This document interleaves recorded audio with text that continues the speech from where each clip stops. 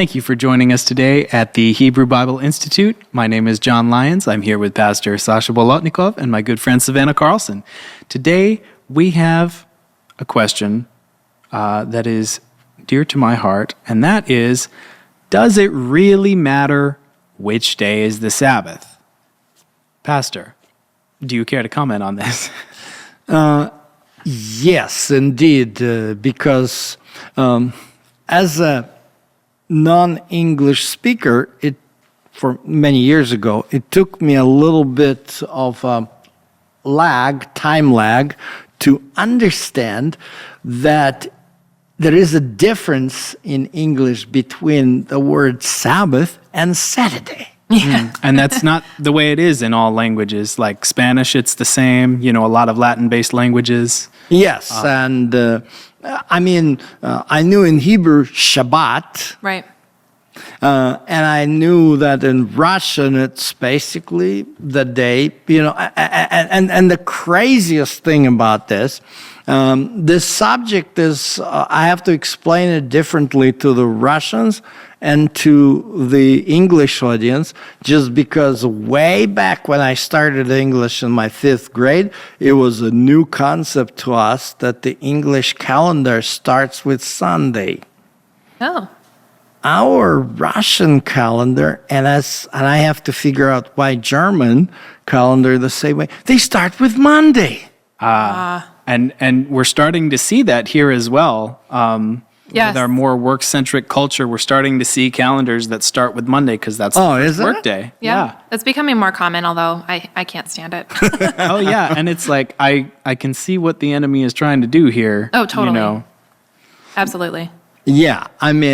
Of course, when you are in Israel, it's all totally different because, the way how in Soviet Union we used to have, we were not a religious society, and no church going, but just the day off.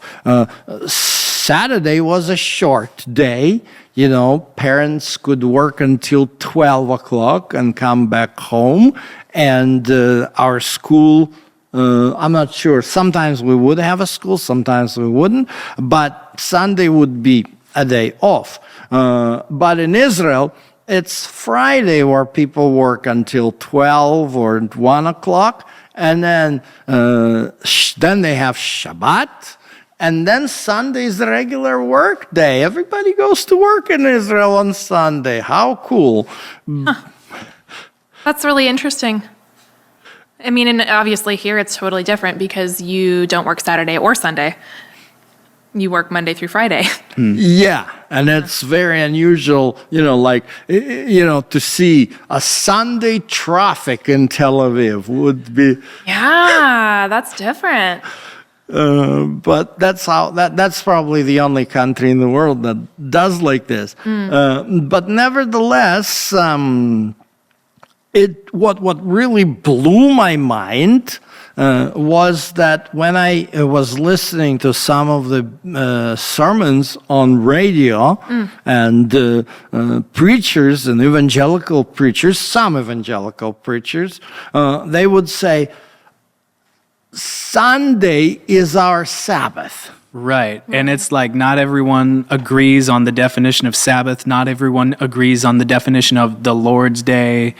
It's people have their opinions. And what are you allowed to do on Sabbath as well? Right. Yeah, that is actually an interesting situation because the context here was also interesting because when we lived in Cincinnati, Ohio, I traveled to Minneapolis to preach here at the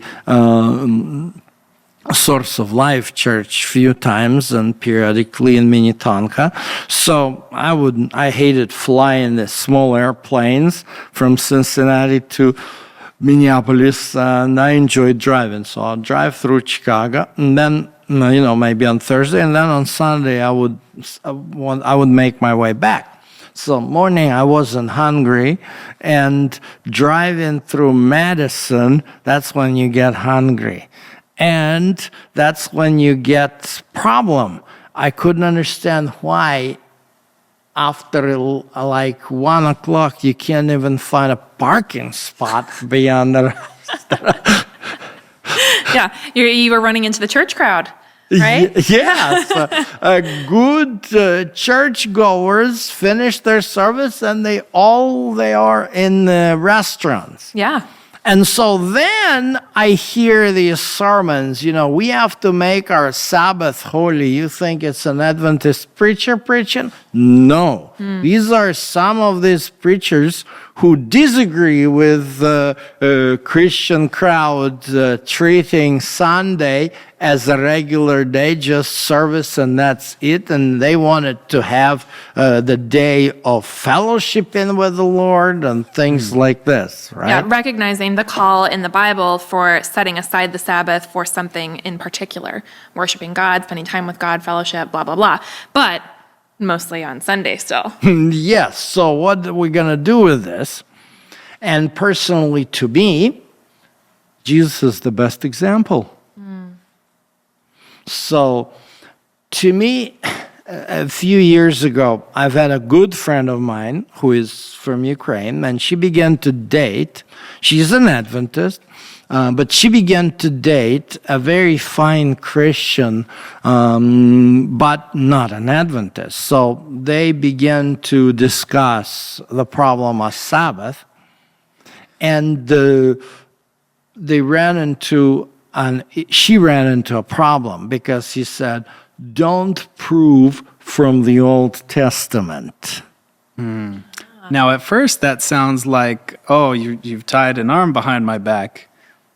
But recently, I've spent a lot of time in the Gospels, finding where Jesus keeps the Sabbath and how he presents it, how he talks about it. That's not as much of a disability as one might think.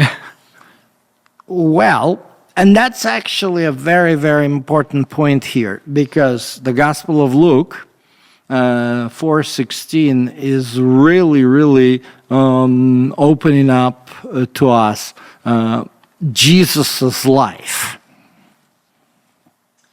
Okay, it says, he went to Nazareth, where he had been brought up, and on the Sabbath day he went into the synagogue, as was his custom.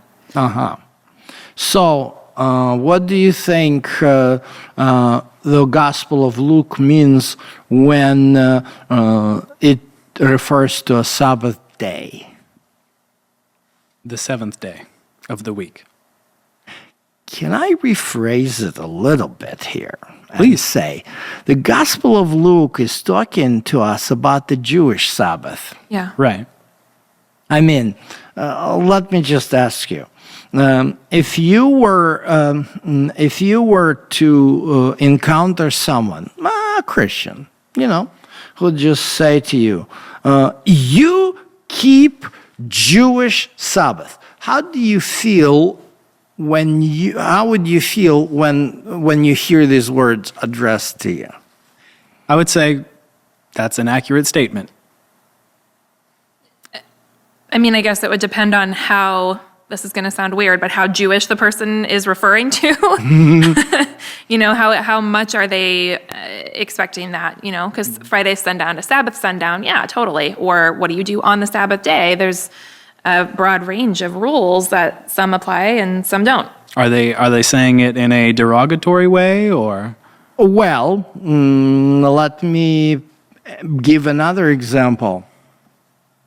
How would you feel if you hear from a fellow Christian, like you belong to you're Adventist, you're legalists? How do you feel about that? I would say we used to be, but we're growing. And kind of on the other side of that, I would say, well, I'm a Christian. I follow Christ. He said, if you love me, keep my commandments. It's fairly straightforward. That's a great answer, but... I'm motivated by love. That's what we need to keep in mind. Very good, very good. We'll get to this text in a moment, because this is important text. But before we go into that text, I want to comment on the word legalist. I don't know, maybe you know differently, but I've really studied the where the word legalist coming from. And let me tell you why. Because every Christian church in the early 20th century went through, including us, Seventh-day Adventists, starting from 1920th, went through a period of time known as a fundamentalism. Yes. And I believe you've spoken about this in previous lessons, the Christian fundamentalism and how that has impacted all the various groups. So, legalism and fundamentalism are two different terms.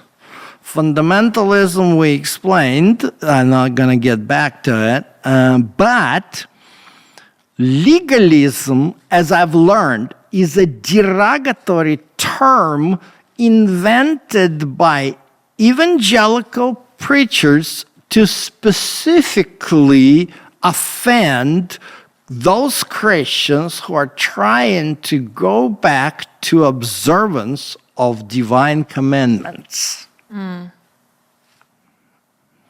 So, just to the viewers who are viewing us, if you believe that divine commandments are important, let's not be afraid of this term, although it is derogatory. It is. And Jesus warned that we will not be liked for certain things. Right. So, and one thing which is important, when we have problems within our church with fundamentalists, let's be correct in naming it. You know, somebody comes in with some kind of ideas about, salvation, perfectionism and stuff like this. This is fundamentalism. This is not legalism.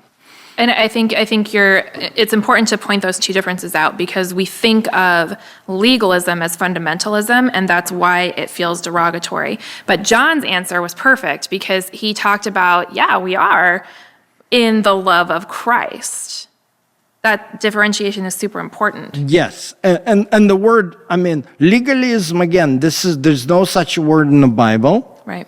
Of course, fundamentalism is too, but fundamentalism is the trend in Christianity, and we're not the only one affected by that. No.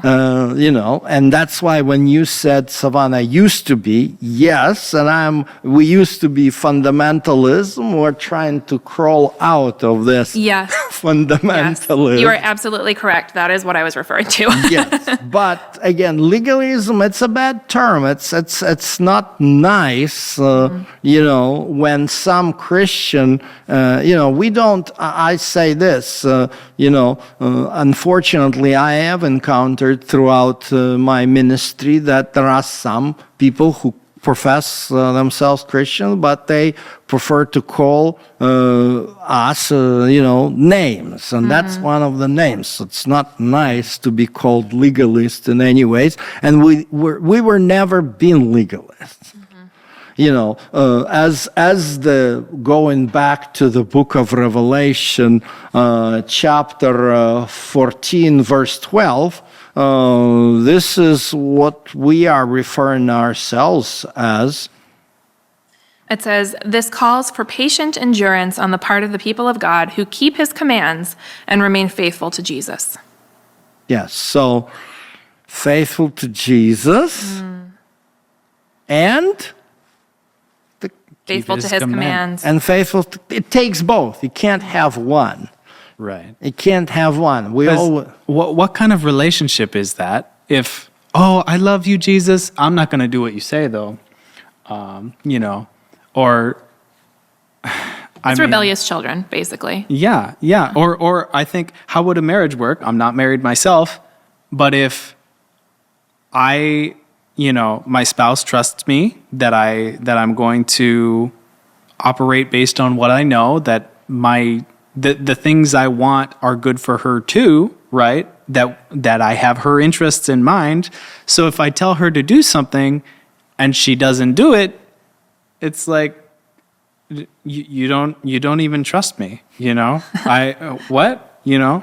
I mean, marriage is a partnership. Right. And I'm not saying it doesn't go both ways. It does. I'm not God. Yeah. Right. But I do like the pulling out of marriage as we speak about our relationship with Jesus. We've done episodes on that previously, and I like the concept of relationship with Christ. They talk a lot in the Bible about marriage as a reflection of relationship with the church, us, and Christ. And when we look at this verse in particular, and it says, people who keep his commands and remain faithful to Jesus, I think about that from the context of, okay, we're in a marriage relationship with Jesus, so you talk it through. Jesus, why are you telling me to do blah, blah, blah? Why do you want me to worship on Saturday or Sabbath? You know, what is the reason behind that? And maybe we get the answer and maybe we don't. But that's where our faithfulness and our relationship with him is important. Like in your example, if we trust our spouse and they ask us to do something, we're going to do it because we love and trust them. Yeah. Yeah, and let me ask you this question, though. It was asked of me, many, many years ago. I wonder what you would answer. So here comes a very nice, evangelical Christian, not calling us legalists, but a very nice, sincere evangelical Christian, because that's what happened to me. Mm-hmm. And he asked me a simple question. I do love Jesus. I do go to church. Are you teaching that if I don't keep the Sabbath, I'll be lost? In other words, will I be saved? Or will I be saved if I don't keep the Sabbath? How would you answer that? I would refer them to the 10 Commandments. The fourth commandment, is to remember the Sabbath day, to keep it holy. 6 days, do your work. The seventh day, you rest, right? And let's compare that to other commandments. What about you shall not murder? I would say you can still be saved even if you are a murderer, right? This is how forgiveness of sin works, right? Jesus dies in our place. There's a whole process in the plan of salvation, right? However, because I'm under grace, do I keep on sinning? May it never be, Paul says, right? If I love Jesus, he's forgiven me for my past murder, I'm not going to keep murdering, right? And I don't suddenly become perfect. Maybe I make more mistakes, but I repent, right? And a righteous man rises 7 times, though he stumbles, right? Or though he, though he stumbles 7 times, he rises again. In the same way, I love Jesus. I'm going to try my best to keep his commandments. I think that's a really, really good answer, but I think you're missing a key component. Let's hear it. And that is that Christ enables us to keep the commands that he's called us to follow. And so for someone who hasn't been convicted of the need to have Sabbath be on Saturday, God will have to convict their heart to get to that point. And it is hard for us sinful human beings to be able to keep the commandments because we are inherently sinful. And that's where that relationship with Christ is an ongoing, growing process. So absolutely, talk about the commandments, but also put it in the context of, number one, I'm not God. I have no idea if you're going to be saved. That's between you and Jesus, man. Number two, we're all in a different place in our journey. So maybe for me, I've been convicted that Saturday is Sabbath, but maybe God is still working on your heart on that matter, and you're going to have to work through that, And yes, then you talk about all of those components, but I think that key aspect of we're all on a journey of growth in Christ. I like what you guys are saying and one thing which is very important, very often our biggest mistake as an Adventist now is to think about like this: are we saved by keeping the Sabbath? That is the wrong question. Exactly. Agreed. That is the wrong question. We are not judging anybody, and we're not the ones who determine who is saved and who is not. Absolutely. But it is important to ask our very simple question with Jesus. Do you remember what Jesus asked Peter 3 times after he saw him after the resurrection? Do you love me? That is a very important. And the way how Jesus himself puts it, it's, let's just read again, John 14:16, because that answers everything. If you love me, keep my commands. Okay, kind of very simple. Not about, am I going to heaven or to hell?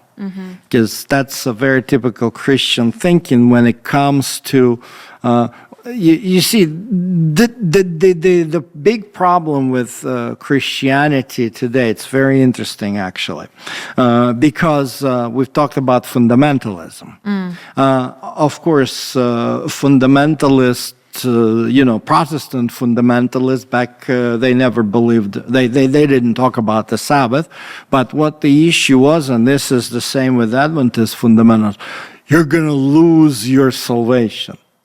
That's how we say in Adventist church, that, this kind of talk. If you don't stop doing this, you're going to lose your salvation. You came to church dressed this and wearing the earrings, you're going to lose your salvation. That's a fundamentalist talk, but we're Adventists. We're not saying the way how others say it. They said very straightforward. People they scared people to hell. If you're doing this, you're going to hell. I don't know if you watch any of this. Today's, discussions of LGBT issues with and Christianity, when, they talk, and some of these people who, come out and they protest against, Christian norms, and they just kind of say like this, I was told that as a gay person, I'm going to go to hell. That's the language of the fundamentalists. In Christianity, that's the first half of the 20th century. But what changed in Christianity is one person by the name Billy Graham. Yes. Billy Graham comes with a simple concept, and out of Billy Graham's movement comes a totally different approach. Now, you go especially to some kind of state fairs and something like this, you see a booth with an evangelical preacher there, you will be surprised most of the time they're going to invite people by giving them a simple test. And the test is, I'll prove to you that it's very easy to go to heaven. So before you go into hell, now they teach it's very easy to go to heaven. Yeah. Well, the Bible, and from our personal perspective, me as a pastor, the Bible does not give me as a pastor or anybody else any kind of ways to make a judgment, okay, this person goes to heaven or this person goes to hell. But what I see in John chapter 14, verse 15 is Jesus asks, check if you really love me. And the way you really love me, you'll be living by my commandments. And so the question is Sabbath a commandment of Jesus? Or maybe it's just a Jewish ritual or something? That's a very generous question. Well, and it really points us back to what we started with, is the Sabbath even still relevant today? Oh, yeah. Let's take a look in the Gospels. Yeah, let's take a look, because again, I will honor the request of any Protestant or evangelical not to use the Old Testament. And the reason why is because as a Christian, I believe that personally in my life, I want to follow Jesus. So what is good for Jesus is good for me. So let's take a look, let's go back to Luke chapter, let's start with Luke chapter 4, verse 16. And there is one word which is very important. Let's just read it again. He went to Nazareth, where he had been brought up, and on the Sabbath day he went into the synagogue, as was his custom.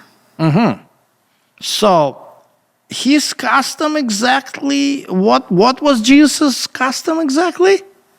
Go to the synagogue on Sabbath. So, if he goes to the synagogue, for English-speaking Christian, what kind of Sabbath was Jesus' custom? Church going. On Saturday. Let's repeat again what it says, because it's very, very important. I'm very picky on the words. Sure. What does it say? Where Jesus entered? The synagogue. The synagogue. The synagogue. So can we say, based on this, that it was custom of Jesus to observe Jewish Sabbath? Yeah.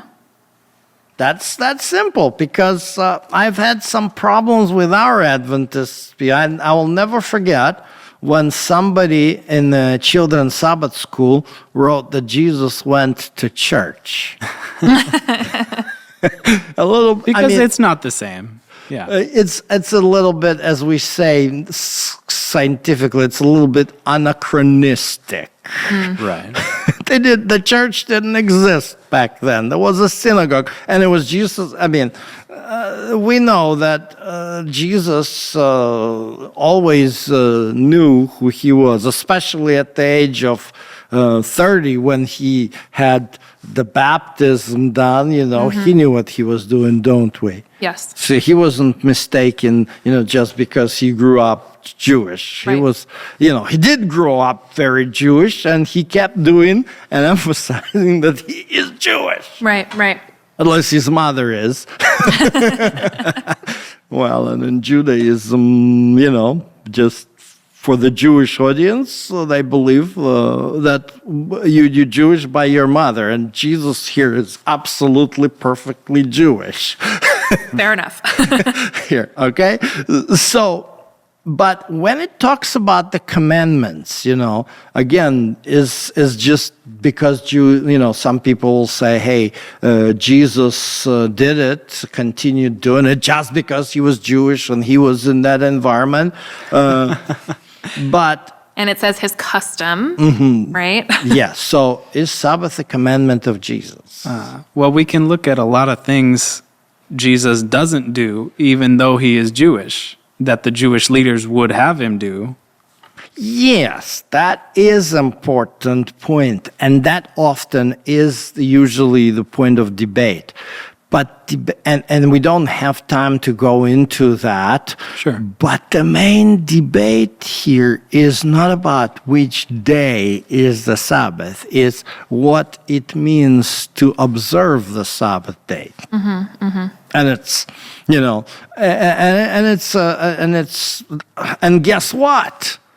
When some evangelical preachers today are calling people, their flock, to observe a Christian Sabbath, which is Sunday, they go through the same debate. Yeah. Is it lawful to go on Christian Sabbath, i.e. Sunday, to the restaurant? So we debate it too. We all do. That's a matter of debate. It's ethics. The key point is, how do we follow Jesus here? Yeah. And Jesus' life shows that he was observing Jewish Sabbath. He didn't know any other Sabbath. He didn't know any Christian Sabbath. He didn't establish any.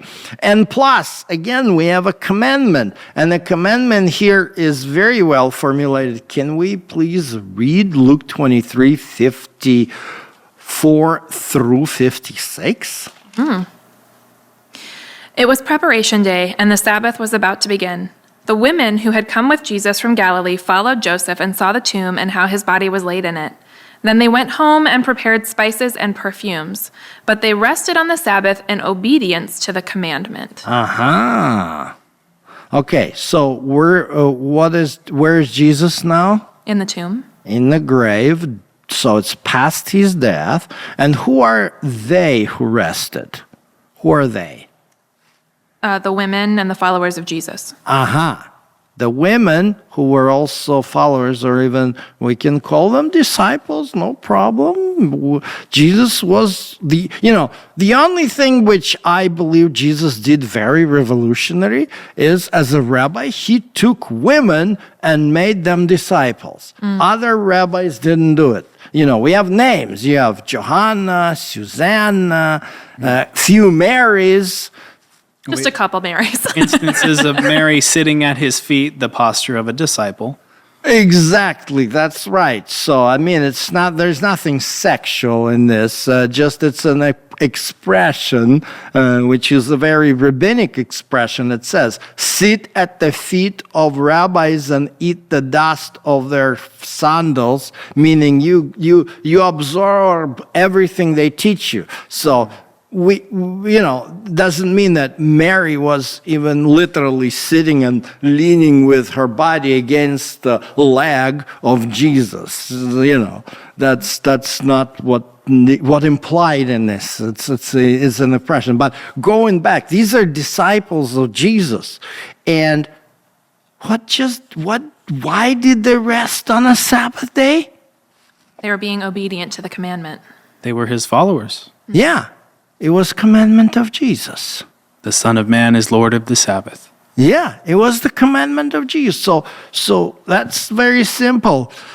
So to me, and I do it every time, if an evangelical comes to me and says, will I be lost if I don't keep the Sabbath? My answer would be, hey, I am not God to tell you whether you're going to be saved or lost.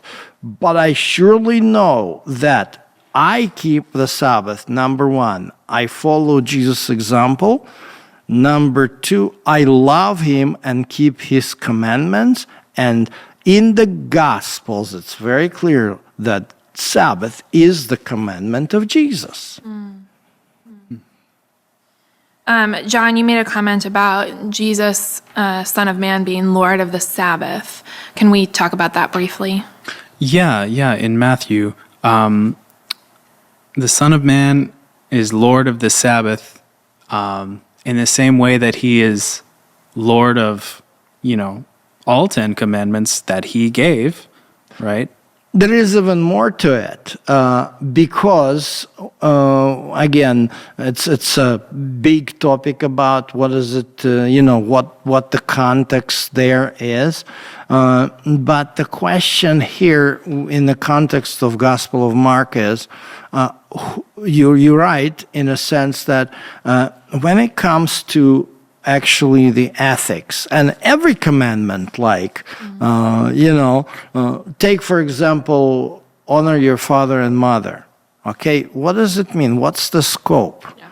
Yeah, like if your father is controlling and he tells you don't go to church, and you go, do you dishonor your father? So it's an ethical question. Yeah. But nobody, what's interesting is, and that's what we need to separate here. Nobody debates the idea that you must honor your parents, even if they mistreated you sometimes, but you do. But to what degree of our particular actions, which of our actions, constitute honor, and that's a big question. With some people, some relationship are very tense.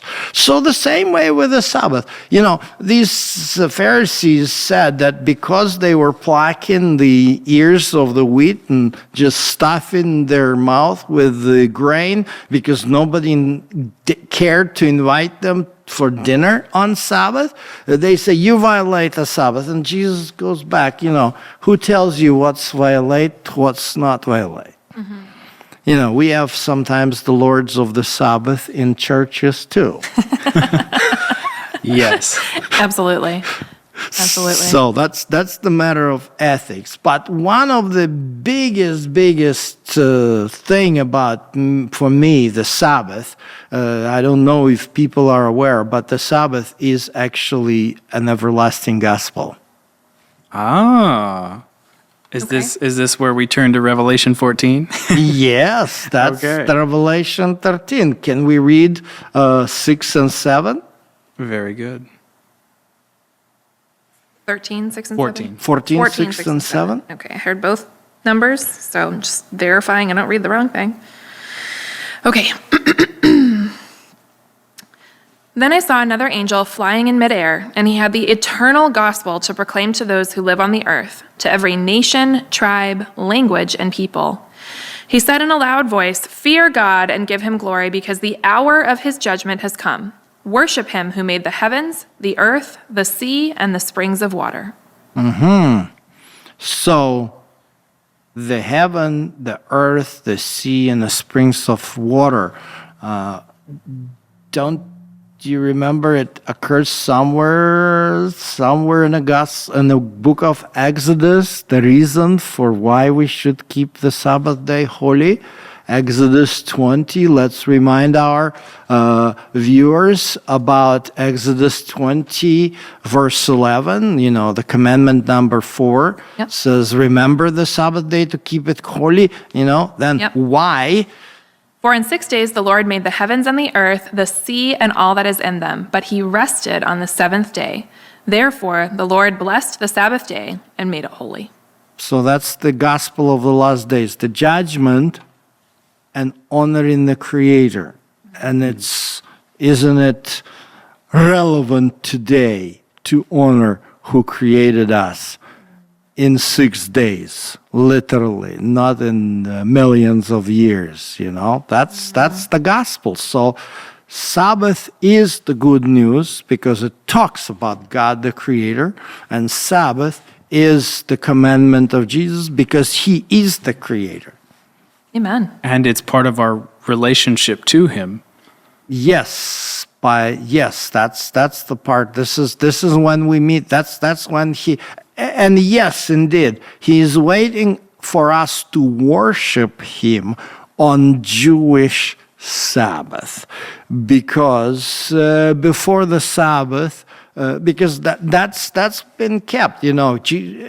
People. What is interesting, you know, sometimes we as an Adventist try to say, but it was before the Jews. Yes, indeed, in the book of Genesis, Jews did not exist. The question you're going to run into is the question of, hey, how do you know that this is the seventh day, not the other, you know, even if you believe that 6,000 years, you know, not a million, great, but 6,000 years passed and nothing changed, you know, and I've seen quite a few movies they created, I like them, but Jesus' example is a simple way.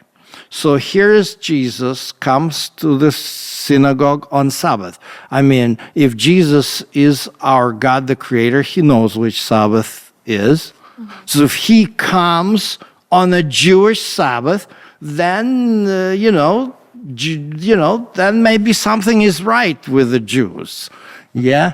And they were his chosen people as well. And so we have that example too. We believe that God gave us the commandments. He wrote them on the stones. We believe that he spoke to the people that wrote the books of the Bible. And we see clearly that Sabbath is the seventh day. So, you know. Yeah. And when we talk chosen, we're not trying to emphasize here some superiority, but God chose people of Israel who wrote the scriptures, the Holy Scriptures in Hebrew language, and they transmitted a lot of things, which is good for us. The Bible and the Sabbath. And Jesus confirms it. So whatever. I mean, yeah, I'm a Jew, but if Jesus was somebody else, I would follow Jesus. But He's not. Yeah, he's not. Pastor, thank you so much for teaching us about this Sabbath and its significance in the context of loving motivation.